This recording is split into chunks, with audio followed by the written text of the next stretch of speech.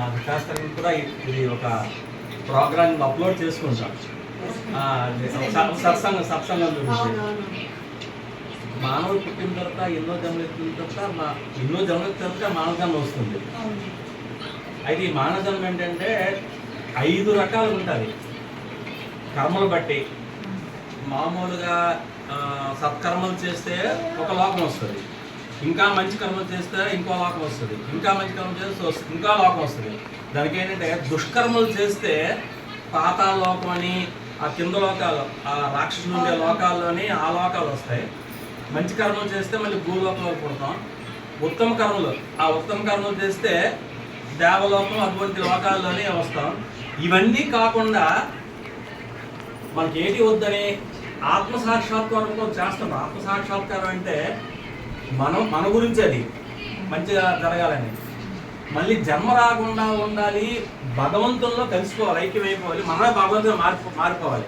దానికి ఏ కోరిక కోరకుండా భగవంతుని నిరంతరం నామజపాలు చేస్తూ ఆయన్నే ఆరాధిస్తుంటే అది ఆ పుణ్యఫలం ఏంటవుతుందంటే మనమే భగవంతుడిని మారిపోతాం. అంటే మరి జన్మ ఉండదు. ఈ జన్మకి ఆ జన్మకి తేడా ఏంటంటే, ఈ వైష్ణవి ఒకసారి తగ్గించు ఒకసారి ఫోన్ తగ్గించు. ఈ జన్మకి ఆ జన్మకి తేడా అంటే మానవ జన్మ ఎత్తిన తర్వాత పుట్టిన తర్వాత 6-7 సంవత్సరాల వరకు పిల్లల కింద వాళ్ళకి ఏది తెలియకుండా పోతుంది. 7 సంవత్సరాల వరకు కొద్ది వయసు వచ్చిన తర్వాత యవనంలో కోరికలతో అలా ఉంటాం. పెళ్ళైన తర్వాత బాధ్యతలు ఉంటాయి.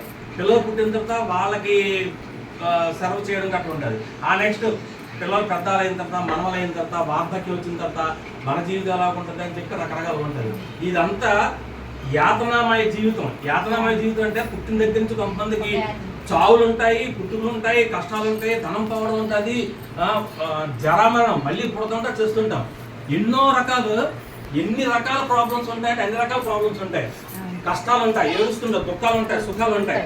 అయితే మనం తిరిగి రాని లోకాలకు వెళ్తే మళ్ళీ ఈ లోకాలు రాకుండా తిరిగి రాని లోకాలు అంటే భగవంతుడు శ్రీమన్నారాయణ ఉండే లోకం.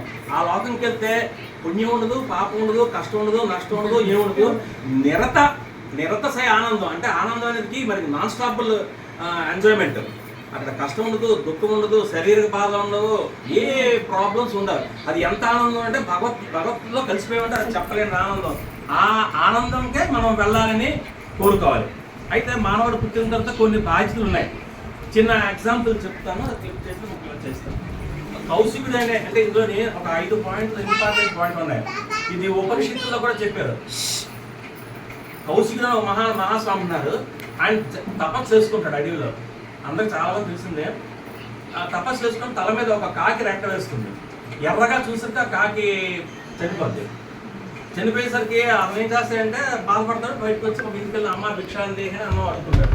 ఆమె ఇంట్లో పలకదు. మళ్ళీ 10 నిమిషాలు అడుగుతాడు, మళ్ళీ ఆవిడ పలకదు. మరొక 10 నిమిషాలు పోయిన తర్వాత అరగంట పోయిన తర్వాత ఆవిడ వచ్చి అన్నం పెడతాడు. చాలా కోపంగా అయిపోయి నువ్వు లేదని చెప్పేస్తే ఇంకో ఇంటికి వెళ్ళిపోతాను కదా, ఇంతసేపు నన్ను ఎందుకు చేసావని కోపం అవుతాడు. కోపం అయ్యేసరికి అప్పుడు ఏంటంటే అది ఆవిడ నువ్వు ఎర్రగా చూసేసరికి నేనేం కాకిని కాదు అంది. అనేసరికి అడవిలో జరిగింది ఈవిడికి వెళ్తేసిందని ఆశ్చర్యపోయాడు. అమ్మ నువ్వు పతివ్రత సాధ్వి అని చెప్పి నమస్కారం పెట్టి, కాలుకు నమస్కారం పెట్టి నాకు ధర్మ సూక్ష్మాలు చెప్పు అంటే అప్పుడు చెప్పింది, నాయన నువ్వు వచ్చే ముందు 5 నిమిషాల ముందు నా భర్త వచ్చాడు. నా భర్తకి సపరేట్ చేసి ఆయనకి కావాల్సిన భోజనం కాళ్ళు కడిగి భోజనం పెట్టి ఆయన పడుకున్న తర్వాత కాన్ వేసి ఆయన విసిరి తర్వాత ఆయన రిలాక్స్ అయిన వచ్చాను. అందువల్ల లేట్ అయిందంటే అప్పుడు నాకు ధర్మ సూక్ష్మాలు చెప్పంటే నేను కాదు ఈ ఊరికి ఒక 27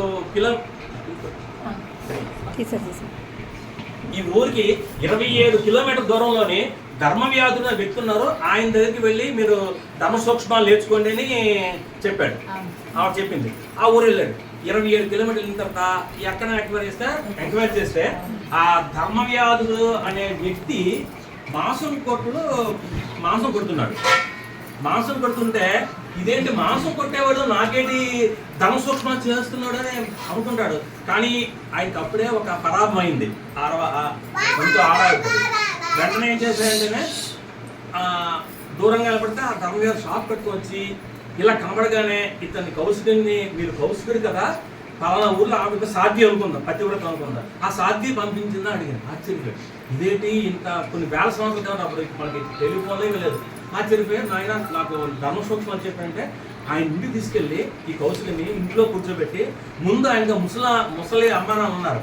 ఆ అమ్మా నాన్నలకి సరుకు చేసి వాళ్ళు భోజనం పెట్టి వాళ్ళు పాన్ వేసి వాళ్ళకి తమలపాకులతోటి కిళ్ళి అది ఇచ్చి వాళ్ళకి పడుకోబెట్టి సఫరం చేసి వచ్చి మాట్లాడి కొన్ని విషయాలు చెప్పాడు. మనిషి ధర్మం అంటే నువ్వు అడవిలోని తపస్సు చేసుకుంటున్నావు, భార్య పిల్లలు ఉన్నారు, అది ధర్మం కాదు. ఫస్ట్ ఏంటంటే పిల్లలు పెద్ద అయ్యే వరకు వాళ్ళ విద్యా బుద్ధులు నేర్పించి